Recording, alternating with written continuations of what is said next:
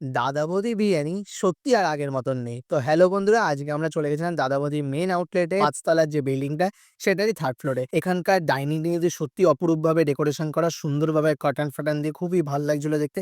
তো ফার্স্টে আমরা নিয়ে নিয়েছিলাম ডায়মন্ড কাটিং ফিশ ফ্রাই। মাছটা অরিজিনাল ভেটকি যে মাছটা সেটা কিন্তু ঠিকঠাকই ছিল, বাট কোয়ান্টিটি খুবই কম ছিল। সেখানে স্যালাড নিয়েছিলাম। আর তারপরে ছিলাম golden fried prawn. Golden fried প্রনটা সত্যি আমার কাছে একটুও ভালো লাগেনি, কারণ মাছটি প্রচণ্ড আষ্টে পরিমাণে গন্ধ বেরোচ্ছিল। আর হ্যাঁ, তারপরে মেইন ডিশ হচ্ছিল চিকেন বিরিয়ানি। বিরিয়ানির লেগটা অনেকটাই বড় ছিল, আর চিকেনটা সত্যিই ভালো ছিল, ফ্লেভারফুল ছিল। বাট বিরিয়ানির যে রাইসটা সত্যিই এত মাখা, মাখা ছিল আর একদম ফ্লেভারলেস ছিল। একটুও ভালো লাগছিল না। তো যাই হোক, আজকের মতন বিরিয়ানি আমি কোনোদিন খাইনি। এখানে তো আগেও আমি বিরিয়ানি খেয়েছি। দেন আমরা নিয়েছিলাম ব্লু লেগুন। তারপরে ব্লু লেগুনটা ভালো ছিল। দেন নিয়েছিলাম নলেন গুড়ের আইসক্রিম। এখানকার নলেন গুড়ের আইসক্রিম মারাত্মক খেতে। হয়তো এই হাঁড়িটা হয়তো আজকে একটু খারাপ গেছে, সব দিন সমান হয় না। তো যাই হোক, দেখা হচ্ছে অন্য একটা ব্লগে। আজকের জন্য বাই, বাই।